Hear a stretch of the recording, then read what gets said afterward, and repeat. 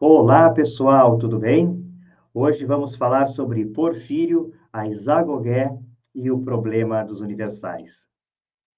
Já tenho dito a vocês nas últimas videoaulas, o problema dos universais, ele foi efetivamente formulado por Porfírio, numa obra intitulada Isagogé, escrita no século III depois de Cristo.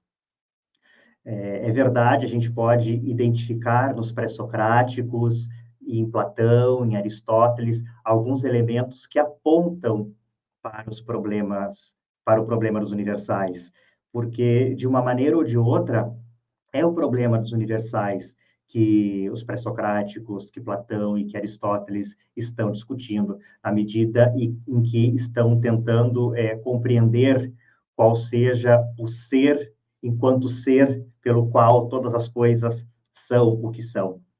Então, de uma maneira ou de outra, o que os pré-socráticos, Platão e Aristóteles, enfim, estão discutindo, de uma maneira ou de outra, isto aponta para o problema dos universais. Mas o problema dos universais em si, o problema como tal, ele foi formulado, como eu já disse várias vezes, na Isagogé de Porfírio, uma obra escrita no século III depois de Cristo. Então, vou comentar um pouquinho sobre esta obra e depois ler o trecho propriamente no qual Porfírio formula este problema e depois tentar analisar um pouco o problema e situá-lo, esclarecer um pouco melhor o problema. Então, esta obra, a Isagogé de Porfírio, nada mais é do que uma introdução às categorias de Aristóteles. A própria palavra Isagogé ou Isagogue, ela pode ser traduzida literalmente como introdução. Então, esta obra, Isagogé, é uma introdução que o Porfírio escreve no século III depois de Cristo, é uma introdução às categorias de Aristóteles. Como nós vimos na aula passada, são 10 as categorias para Aristóteles. A substância, né, que se divide em substância primeira e substância segunda, a quantidade, a qualidade, etc. Né, 10 categorias ao todo. Aqui nesta obra, o Isagogé, ao fazer uma introdução às categorias, o Porfírio não vai tratar propriamente das 10 categorias. Ele vai tratar de assuntos correlatos, de temas, digamos assim, que são pertinentes à compreensão das 10 categorias. É aquilo que ele chama das 5 vozes. O gênero, a diferença, a espécie, o próprio e o acidente. Então, esses 5 temas serão o objeto com o qual Porfírio se ocupará nesta obra intitulada Isagogé.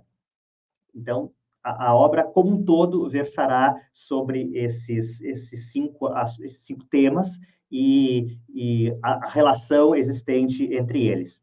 E logo no começo, antes de começar a tratar do primeiro tópico, que é o gênero, numa espécie de prólogo, no primeiro parágrafo, né, um proêmio à obra, então Porfírio coloca o problema dos universais, formula o problema dos universais. Então, o primeiro ponto a ser destacado é este.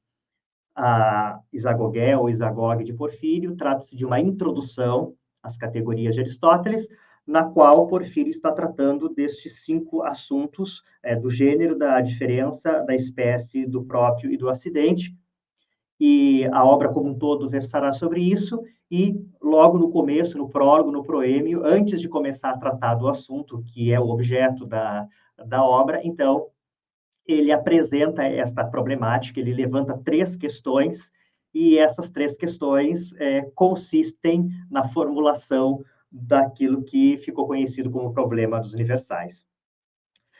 Um outro detalhe interessante, talvez, em relação à obra, ela é uma espécie de carta que o Porfírio escreve a um discípulo seu, a um aluno seu, chamado Crisaório. Então, neste prólogo, neste proêmio, onde que está logo no começo da obra, né, o primeiro parágrafo, no qual também se encontra a formulação do problema dos universais, ele contém também essa menção a Crisaório, que é o destinatário. Então, uma obra que Porfírio escreve como digamos assim, como um material didático, é um resumo que o Porfírio escreve para esse discípulo, para esse aluno, e veja bem a importância que essa obra vai ter depois ao longo de toda a Idade Média e toda a posterioridade, porque justamente a obra foi escrita em grego, não é? Depois traduzida para o latim, e é a partir da recepção medieval desta obra, né, traduzida para o latim, que, então, os filósofos tentarão, cada um a seu modo, responder às questões que o Porfírio deixou em aberto aqui logo neste primeiro parágrafo. E, então, a Isagogué de Porfírio, ela representa o locus no qual o problema dos universais é formulado e também é o ponto de partida, já que é a recepção desta obra ao longo da Idade Média que vai servir de base para as discussões que os diferentes filósofos farão a respeito do problema dos universais. Então, assim, essas seriam algumas considerações, assim, um pouco preliminares em relação à obra.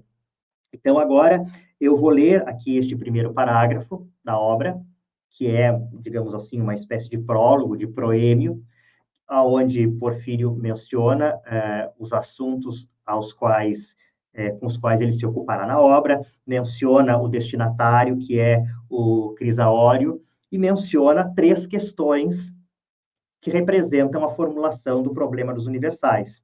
E diz que não vai respondê-las, porque elas são muito profundas e que isso deveria ser discutido em outro lugar. Então, vamos utilizar aqui a tradução realizada por Gustavo Barreto Vilhena de Paiva, com revisão do professor José Carlos Estevão. Esta tradução está disponível no site do CEPAMI, da USP. Então, assim diz Porfírio.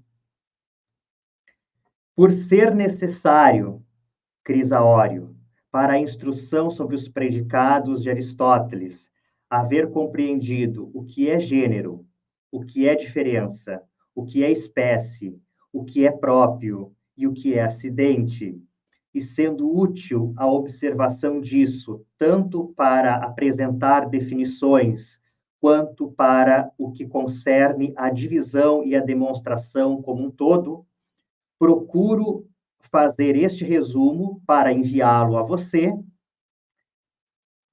Procuro, ao fazer este resumo para enviá-lo a você, expor em poucas palavras a maneira de introdução, o que provém dos antigos, mantendo-me afastado das especulações mais profundas e mirando comedidamente no que é mais simples. Então, aqui, basicamente, foi a metade do primeiro parágrafo, a metade deste proêmio, deste prólogo. Então, como eu disse, aqui, Porfírio menciona que trata-se de um resumo que ele está enviando a Crisaório como uma introdução às categorias de Aristóteles, introdução esta na qual ele tratará do gênero, da diferença, do gênero, da diferença, da espécie, do próprio e do acidente. Então, ao tratar disso de forma resumida, ele pretende oferecer a Crisaório, uma introdução das categorias de Aristóteles. E aí, então, ele coloca algo muito interessante. Procuro, diz o Porfírio, ao fazer este resumo para enviá-lo a você, né, ao Crisaório, expor em poucas palavras a maneira de introdução, o que provém dos antigos. Então, veja, ele está dialogando com algo que é anterior a ele, com algo que provém dos antigos. No caso, mais diretamente de Aristóteles, mas em alguma medida também de Platão. Então, o que está, digamos assim, no pano de fundo dessa discussão? A teoria das ideias de Platão, né? O dualismo ontológico de Platão, por que não a busca pela arqué da physis dos pré-socráticos, a e mais diretamente a distinção entre substância primeira e segunda de Aristóteles e as demais categorias. Então, o que provém dos antigos, aquilo que nós vimos nas aulas anteriores, está tudo no pano de fundo desta obra, com exceção do De Ideias de Agostinho, que é posterior. E aí, Porfírio continua, mantendo-me afastado das especulações mais profundas. Então, veja bem, aqui o Porfírio já sinaliza que questões mais profundas ele pretende manter-se afastado delas. E que questões mais profundas seriam essas? Justamente o estatuto ontológico dos universais, a questão a respeito da qual eles existam ou não. Isso se trata de uma questão mais profunda que ele pretende manter-se afastado. Então, por um lado, ele pretende manter-se afastado das especulações mais profundas e continua, e mirando comedidamente no que é mais simples. Então, aqui ele já sinaliza, não é? Ele está em diálogo com esta anterioridade, com essas doutrinas filosóficas que provêm dos antigos, mas questões mais profundas em relação a estas, ele pretende manter-se afastado. E aí ele dá um exemplo. Assim, por exemplo, e aqui formula-se 3 perguntas que consistem no problema dos universais. Então, aqui ele vai dar um exemplo de questões mais profundas, de especulações mais profundas, em relação às quais ele pretende manter-se afastado. Assim, por exemplo, diz o Porfírio, sobre os gêneros e as espécies, se eles subsistem ou se encontram somente nos simples pensamentos, se, uma vez que subsistam, são corpóreos ou incorpóreos, e se são separados ou subsistentes nos sensíveis, e em meio a estes, rejeitarei falar, por ser esse estudo muito profundo e que necessita de uma outra pesquisa maior que essa. Tento agora mostrar a você, por outro lado, como os antigos, e dentre eles, principalmente os da escola peripatética, trataram o mais racionalmente daquilo e do que foi exposto.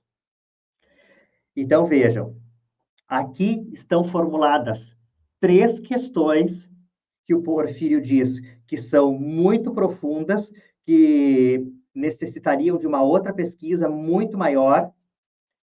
Sobre elas, ele diz que rejeitará falar a respeito desse tema, mas as questões estão aqui. Então, veja bem, vamos voltar aqui. Sobre os gêneros e as espécies, que são os universais, né? Gêneros e espécies são os universais. Então, sobre os universais, a primeira questão é se eles subsistem ou se encontram somente nos simples pensamentos. Essa é a primeira questão. Vou repetir. Então, sobre os gêneros e as espécies, sobre os universais, a primeira questão é se eles subsistem ou se encontram somente nos simples pensamentos. A segunda questão, se, uma vez que subsistam, são corpóreos ou incorpóreos. Esta é a segunda questão. E a terceira questão, e se são separados ou subsistentes nos sensíveis e em meio a estes. Esta é a terceira questão. Então, repito, o Porfírio finaliza aqui dizendo que ele não vai falar disso, porque é um assunto muito complexo, muito profundo, que necessitaria de uma pesquisa muito maior que esta, mas essas 3 questões aqui, trata-se de um exemplo de questões mais profundas em relação às quais ele pretende se abster, digamos assim. Poderá existir outras, mas essas 3 questões aqui consistem naquilo que na Idade Média se chamará, e ainda hoje se chama, do problema dos universais, que, em última análise, outra coisa não é do que uma discussão a respeito da existência ontológica da existência ontologicamente real, ou realmente ontológica, dos universais. Então, vamos desdobrar essas perguntas aqui, e para a gente conseguir entendê-las um pouco melhor. Então, a primeira pergunta, repito, se eles quem? Os gêneros e as espécies, os universais, se eles subsistem ou se encontram somente nos simples pensamentos. Vejam, essa primeira pergunta, ela abre duas possibilidades. Qual é a primeira possibilidade? Ela é uma pergunta disjuntiva. Então, abre duas possibilidades. Qual é a primeira possibilidade desta pergunta 1? Os universais subsistem, e aqui subsistir significa eles existem ontologicamente? E no caso deles existirem ontologicamente, nós estaríamos diante de uma teoria realista. Diferentes formas de realismo, realismos, né? Porque não há só um realismo, há diferentes formas de realismo. Então, essa é a primeira possibilidade dentro da pergunta 1. Os universais subsistem? Eles existem ontologicamente? E a segunda possibilidade, a possibilidade 2, dentro desta pergunta 1, é: os universais se encontram somente no pensamento. Nesse caso, eles não existem ontologicamente.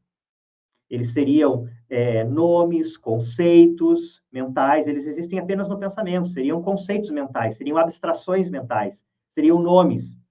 E aí, então, nós teríamos teorias nominalistas, terministas, conceitualistas.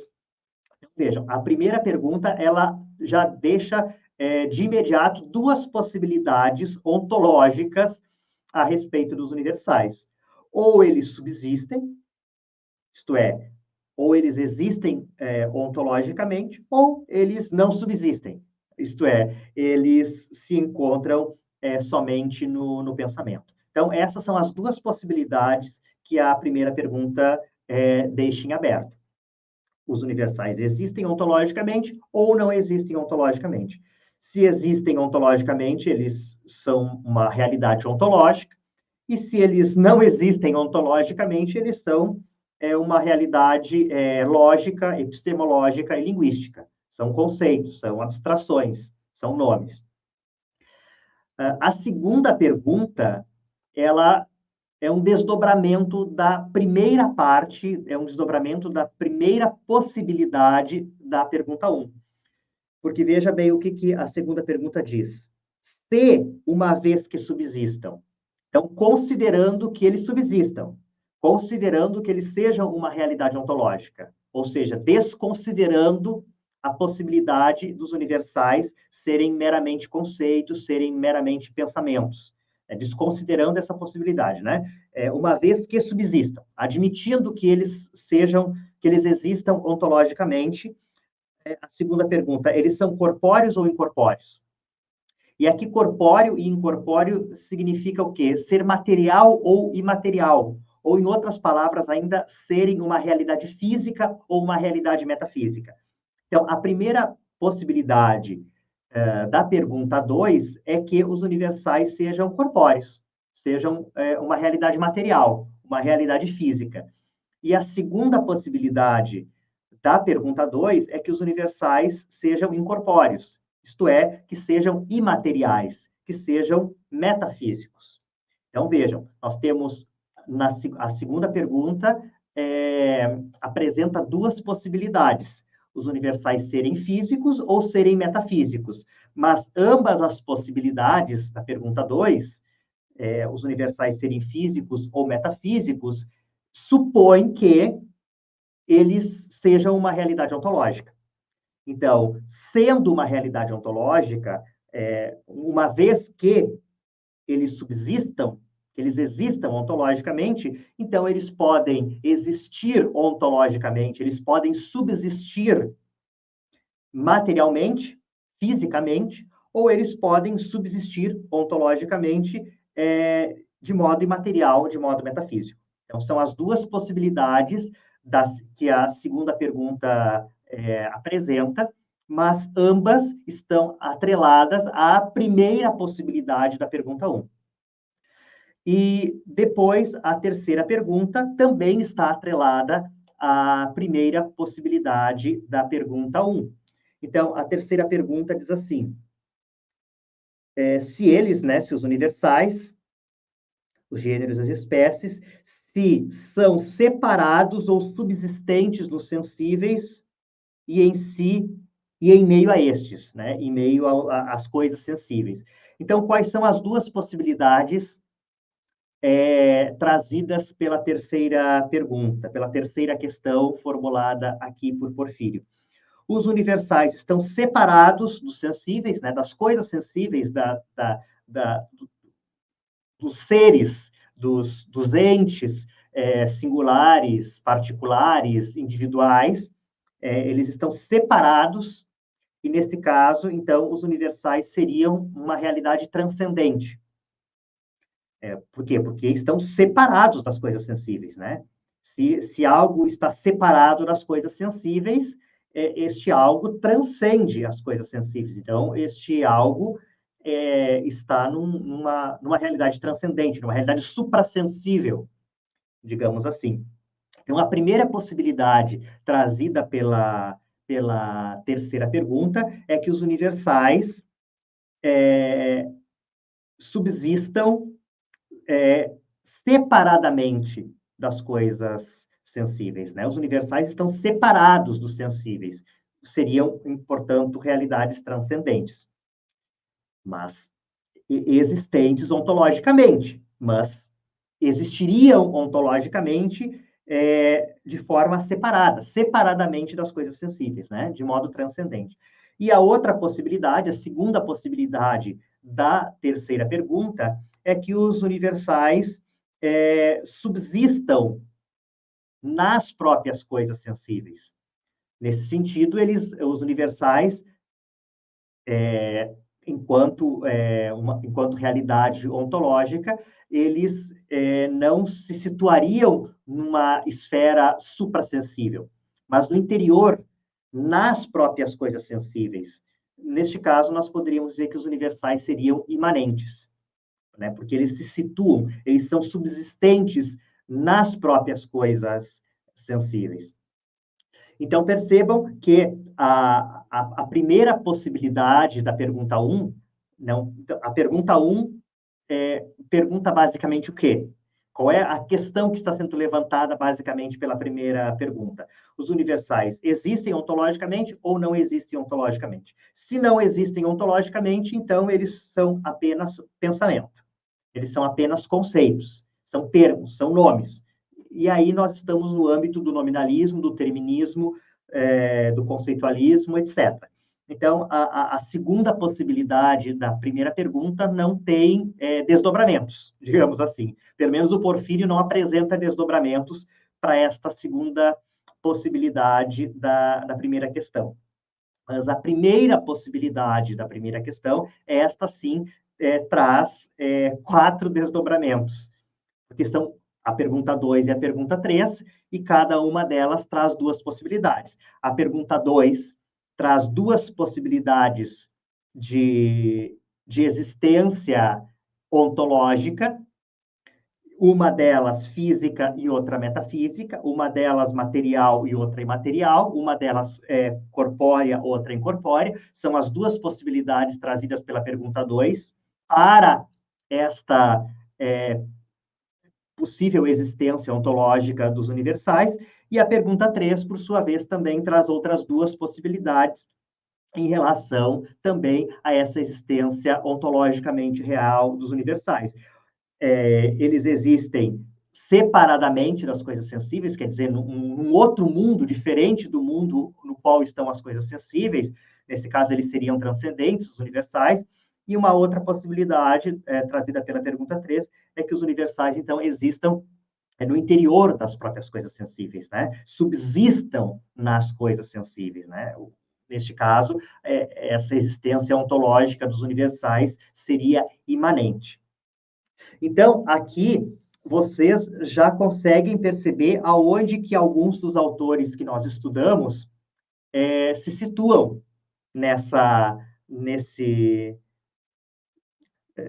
gráfico de questões, nesse fluxograma de questões nesse entrelaçamento de questões que o Porfírio apresenta aqui. Bom, para Platão, os universais existem ontologicamente. Então, o Platão já está dentro da primeira possibilidade da pergunta 1. O Platão não se situa dentro da possibilidade 2 da pergunta 1, porque para Platão os universais existem ontologicamente. Para Platão, agora em relação à pergunta 2, como que esses universais existem ontologicamente? De forma física ou de forma metafísica? De forma material ou de forma imaterial? De forma corpórea ou incorpórea? Para Platão, os universais existem de forma incorpórea, imaterial e metafísica. E mais, em relação à terceira pergunta, em qual das duas possibilidades a terceira pergunta o Platão se situa? Esses universais existem numa realidade separada das coisas particulares, sensíveis, ou no interior das próprias coisas sensíveis? Em uma realidade separada, no mundo das ideias, porque há um dualismo ontológico para Platão. Então, os universais existem ontologicamente para Platão, porém, eles são uma realidade transcendente, eles existem separadamente das coisas particulares, das coisas sensíveis, os universais são suprassensíveis, e eles são metafísicos, eles são incorpóreos. Este é o lugar onde se situa Platão. Agostinho se situa num espectro muito semelhante ao de Platão, com a diferença de que esses universais existem de forma ontologicamente real, são incorpóreos, são transcendentes, mas este lugar no qual eles estão não é um mundo de ideias, não é um mundo suprassensível, mas é a mente, é a inteligência de Deus. Aristóteles, como eu disse para vocês na aula passada, ao menos canonicamente, né, a interpretação mais clássica do pensamento de Aristóteles é que os universais existam ontologicamente, que eles sejam incorpóreos, mas que eles existam, que eles subsistam no interior das próprias coisas sensíveis, não é? Então, os universais são as substâncias segundas que subsistem nas substâncias primeiras. Então, as substâncias primeiras são os seres individuais, particulares, né, os sujeitos, e a substância segunda, que são os gêneros e as espécies, elas subsistem nas substâncias primeiras. Então, não há como existir as substâncias segundas, a não ser que elas existam na substância primeira. Então, os gêneros e as espécies universais existem, subsistem nas próprias coisas sensíveis, né? Os próprios seres individuais, particulares, os próprios sujeitos. Então, os universais para Aristóteles seriam imanentes. Então, essa é a interpretação mais clássica, mais canônica em relação a Aristóteles. Enfim, e nas próximas aulas nós vamos perceber como que os autores medievais, enfim, Abelardo, a começar por Boécio, Abelardo e tantos outros, até chegar em Ockham, onde cada um deles vai se situando neste gráfico. Então, percebam que são 3 perguntas, repito, e cada uma das 3 perguntas, formuladas por Porfírio, se desdobra em 2 possibilidades, sendo que as 2 possibilidades da segunda pergunta e as 2 possibilidades da terceira pergunta estão, todas elas, atreladas à primeira possibilidade da pergunta 1. E a segunda possibilidade da pergunta 1, então, esta não tem nenhum desdobramento, ao menos aqui, no modo como Porfírio formula a questão. Então, concluindo, o Porfírio não responde estas questões, ele coloca aqui neste prólogo, neste proêmio, que é o primeiro parágrafo da obra, no qual contém também a dedicatória, né, o destinatário desta carta, que contém um resumo introdutório às categorias de Aristóteles. Então, ele diz que não vai se pronunciar em relação a isso, porque se trata de uma questão muito profunda, e ele vai tratar de questões mais simples e ainda assim de forma comedida. Então, o que efetivamente o Porfírio vai tratar aqui?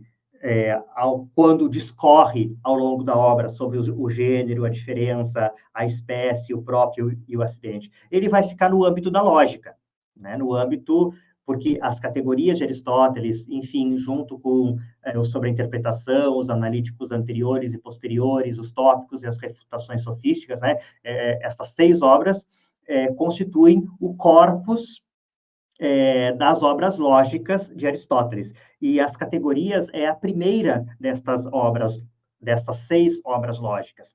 Então, esta introdução que o Porfírio faz às categorias, ele vai acabar se ocupando muito mais de questões no âmbito da lógica. E essa discussão ontológica a respeito da existência ou não dos universais foge um pouco do escopo da lógica. E como o Porfírio considera isto algo muito profundo, e ele diz que isso deveria ser tratado em uma outra pesquisa muito maior, ele deixa isso de lado. Mas ele sinaliza, ele formula o problema aqui. E como ele mesmo diz aqui, o que provém dos antigos. Então, a gente percebe que essa discussão a respeito da existência ou não já estava, de alguma forma, presente na filosofia antiga, em Platão, nos pré-socráticos, em Platão e Aristóteles, mas o Porfírio formula aqui o problema através de 3 questões, e os filósofos posteriores, Boécio, enfim, Abelardo e tantos outros, Ockham, vão tentar encontrar uma resposta satisfatória para essas 3 questões disjuntivas que o Porfírio deixou em aberto na sua Isagoge ou Isagogé, na sua introdução às categorias de Aristóteles. Tá certo, pessoal? Então, na próxima aula, já vamos ver como que Boécio retoma a Isagoge de Porfírio e como que ele se posiciona em relação a isso. Até breve.